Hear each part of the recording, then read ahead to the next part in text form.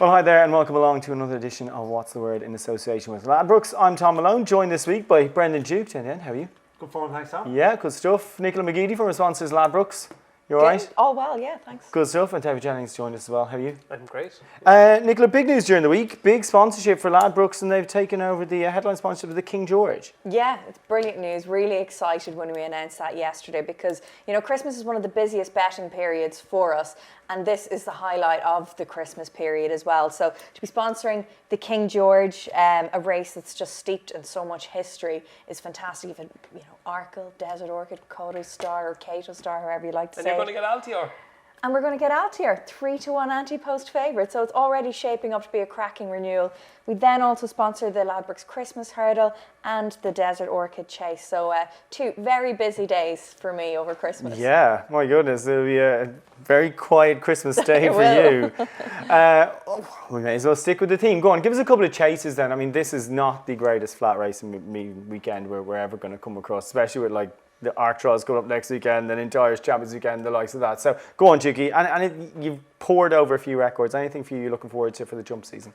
Well, I'm hugely looking forward to Altior finally running over the right trip.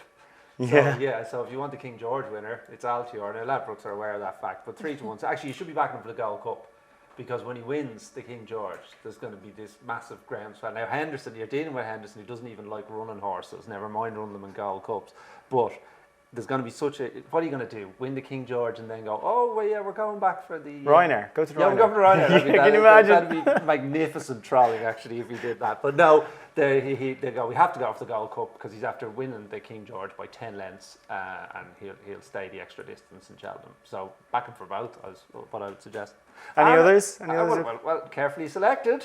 Of course, what else? Well, finally, he gets to jump a fence. He wasn't actually, his technique over hurdles left a bit to be desired, but I think that's... He's a bit careful over hurdles. Yeah, I wouldn't worry about that. He's always wanted a fence. He's always wanted a trip. That was an incredible run of punch. Showed a lot of heart, didn't he?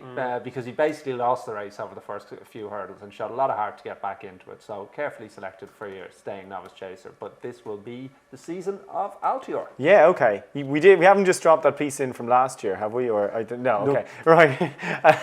What about you, Jenno? Right, I'm going to give you the 4 championship race winners. The 4 championship chain. Whoa. Yeah, I'm top of the game. No, go Champion Hurdle, I still think Bouvardere is the horse to beat. Hopefully Classical Dream will get to his level, but I think Bouvardere at the moment is rock solid. You know he's going to go for the race. You know he's going to end up there. You know he's probably going to win the Ladbrokes Christmas Hurdle. So it will be Bouvardere. Chacun Poursuit, I think, will win the Champion Chase. I think he is like absolutely exceptional. Like I think he's proper. He had a little hold up at the middle of last year and missed Cheltenham. But he was... Yeah, he was brilliant to punch then. Like absolutely brilliant. He beat Defi Desai, who I thought was the best novice over 2 or 2.5 miles. He beat him comprehensively at Punchdown. That was, for me, was the best novice chase performance of the year. That's an astonishing shout, though. The amount of people putting him up anti-post for the champion chase. He's missed 2 years already in his life. Would you back him anti-post? No, I wouldn't back him at the prices. I just think he's probably the most likely winner. I think, especially Altior stepping up on trip, it's a pretty open department. Yeah. I think Paisley Park will win the Stayers Hurdle again, and I think Top of the Game will win the Gold Cup. I think Top of the Game, we still haven't seen the best of him yet. He is a... Speaking of Ladbrokes, do you think they could try to do a demo with him, come out in the Ladbrokes Trophy and I do. I think they could, but that looks a race for the likes of Lost Translation. I think would be perfect for that. Do you think those two will clash much over the year? Sorry. I hope so, because I think they're brilliant. And throwing Defi Desai and a few others, like it's. I actually spoke to Colin Tizard. I spoke to Colin Tizard at the sales a couple of months ago and asked him about Lost in Translation. He actually thinks because he ran so many of his races last year over shorter trips that actually made him towards the end of the year. And it just meant he was just able to continue on an upward curve. So hopefully he continues on that, and then the 2 of those going head to head. He was brilliant at Aintree. Lost in Translation was, So there's my 4 championship race winners. Cool. Well, let's hope you have the same enthusiasm for the Atlanta Stakes at Sandown at 3 o'clock on Saturday. How do you bet for this one, Nicola? Jubiluso is the favourite at 11-10 to get back to winning ways. She did run a really good race in the Coronation Street Stakes. And Coronation Street on the cobbles. On the cobbles. What a race! Didn't even watch it, but anyway, she ran a really good race, and it's hard to look past her.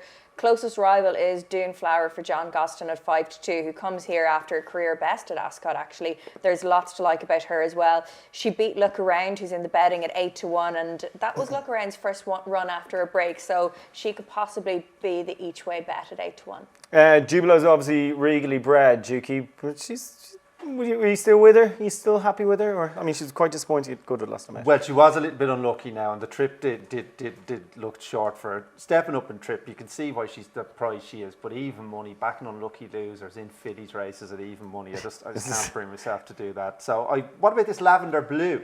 Yeah. Very interesting filly. Ran over 10 furlongs in Newbury. Travelled like a dream that day. Travelled like the best filly. Just got worried out of it late on. Then finished stone last in the Oaks. But we'll give her a pass for that. I think she's better than that. So given the way she travelled in Newbury, the drop back to a mile, there's not a lot of pace on here. She could get a solo up front. She's a double figure price. Has a bit to find, but she's only had 3 runs and effectively only 2 because we're writing off Epsom. Absolutely, and Amanda Parrott wouldn't be renowned for, calling her key swans. Like, you know what I mean? Yeah, they do really seem to rate this filly. They backed off the boards and are maiden in Newmarket as well. Very good point, well made, Tom.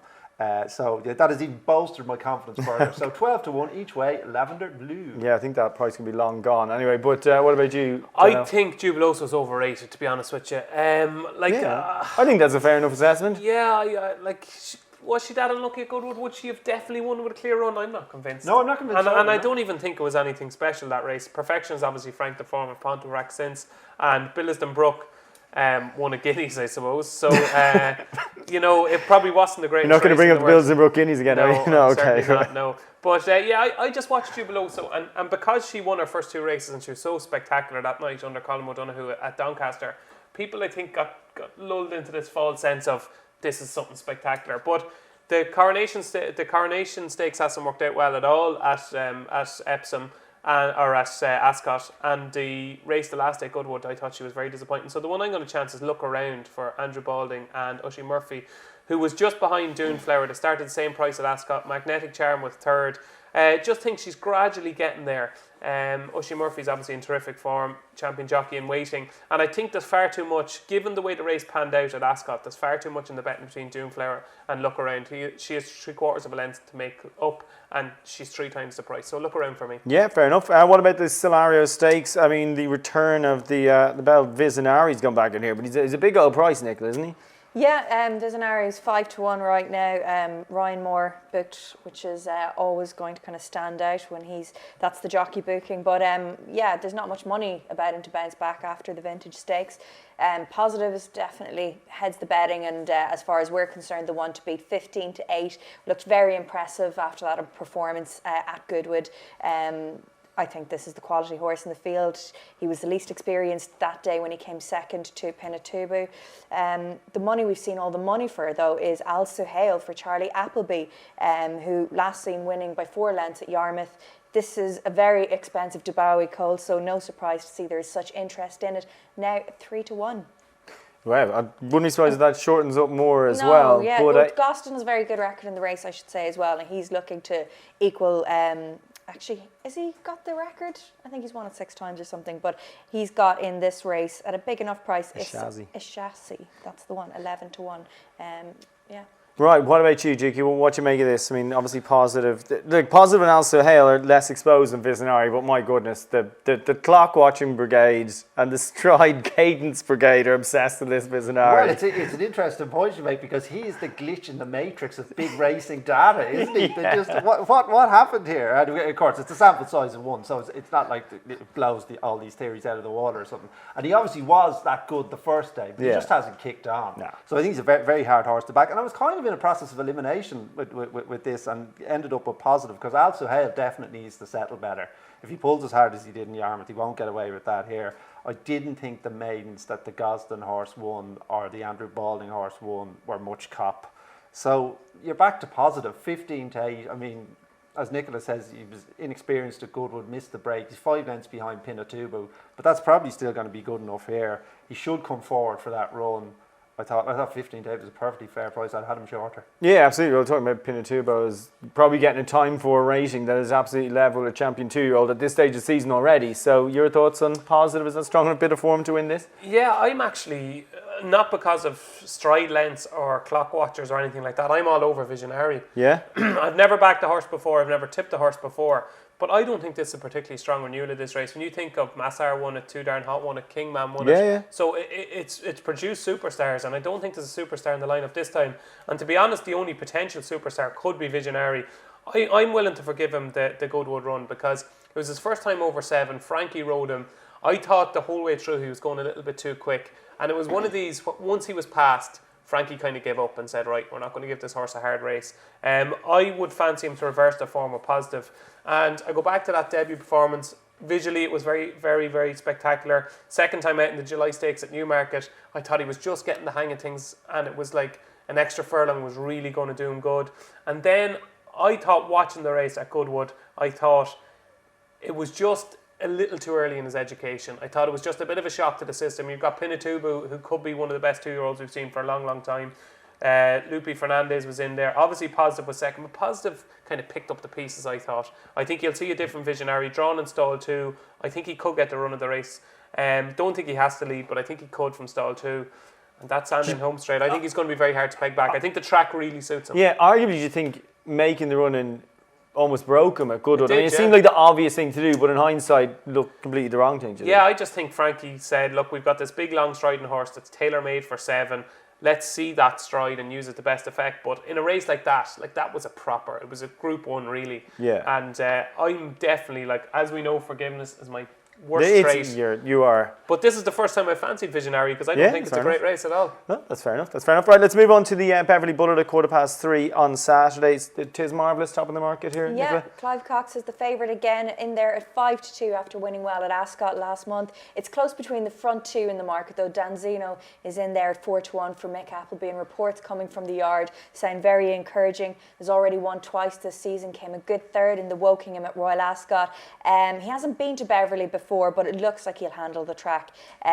So 5-2 favourite. The one I like each way is Judicial, who has the course record here. Hasn't had a great season so far. Last season, I think coming 6th it was to Batash, but he does like the track. 2 out of 2 here, and with that record, I think that will be each way support for Judicial. 12-1. Yeah, nice. What about you, Jenna? I fancy Tarbouche for Graham Lee and Paul Midgley.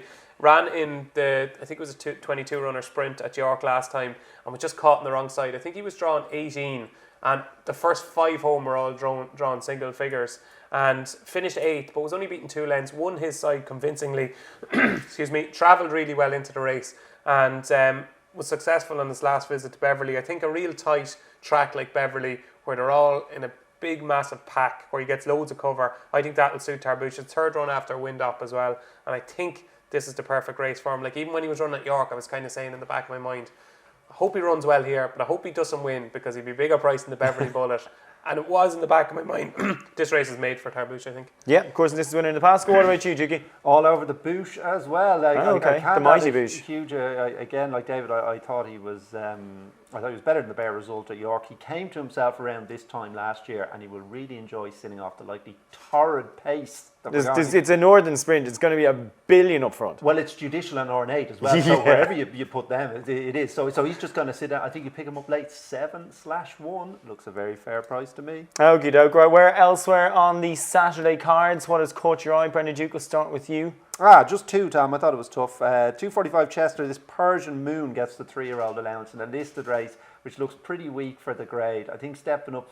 I mean, he does look a bit paceless, this horse, to be fair, but it's Johnson and Norton around Chester.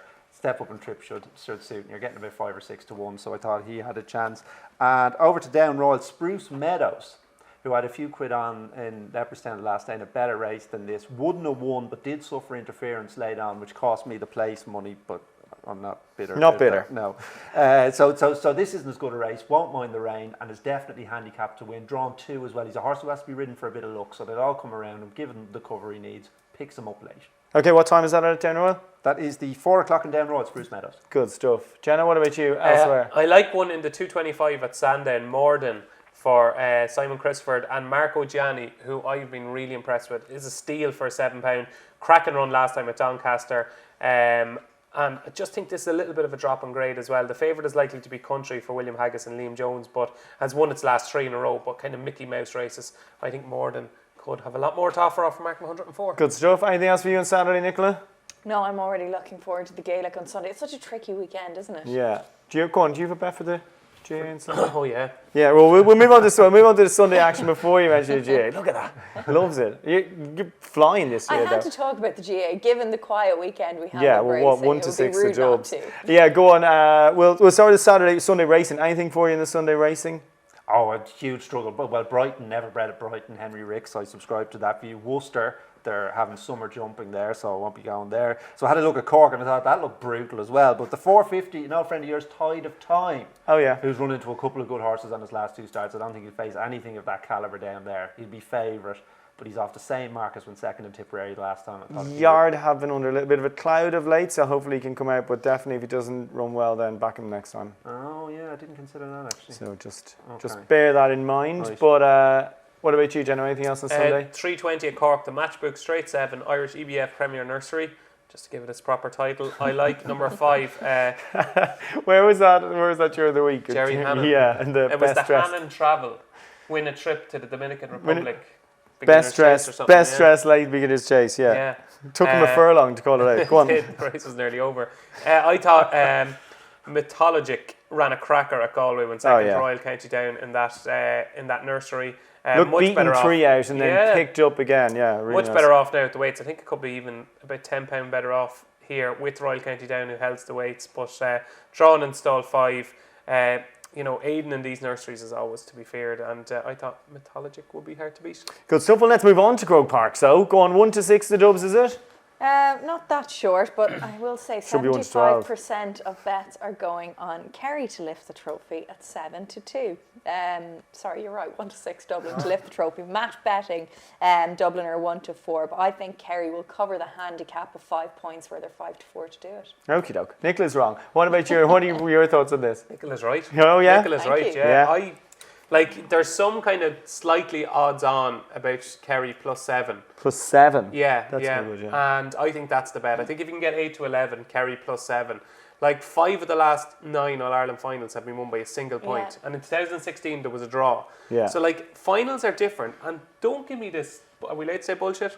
I think Yeah. we are. Well, you've Don't said give me it. this bullshit of teams, Dublin not being nervous. Oh, Dublin don't do nerves. Dublin are trying to do the most historic thing in the history of the GAA. You think on Sunday morning they're going to wake up and go, this is grand, it's only another Just game. another game, They will yeah. like hell. This is massive. This is bigger than any game we've witnessed. And I think you'll see plenty of Dublin nerves. I think they'll do enough to pull through.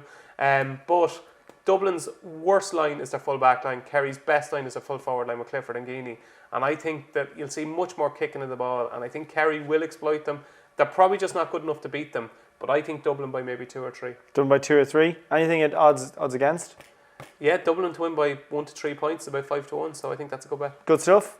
Okay, doke. Well, let's get our best bets of the weekend then elsewhere on All-Ireland final weekend. Go on, Jigu, start with you. Traditional Trixie. Traditional Trixie, the anchor will be Positive in the 3:35 Sandown. I'll nap him. I'll stick him in with Tarbouche in the 3:15 Beverley and Lavender Blue in the 3 o'clock at Sandown. Good stuff. Nicola? I'm with you with Positive in the Slario Stakes, Juki. I'm going to go with Judicial in the Beverley Bullet each way. And the other one I would like to go with is Look Around each way in the Atalanta Stakes. Good stuff. Jenna? I am going to go for Visionary as my nap in the 3:35. I'm going to go for Morden in the 2:25 at Sandown. And I'm going to go for Tarbouche in the Beverley Bullet at 3:15 at Beverley. Good stuff. My best bet of the weekend is also Visionary in the Slario Stakes. Thanks for watching. Thanks for listening. We'll be back again next week with more What's the Word.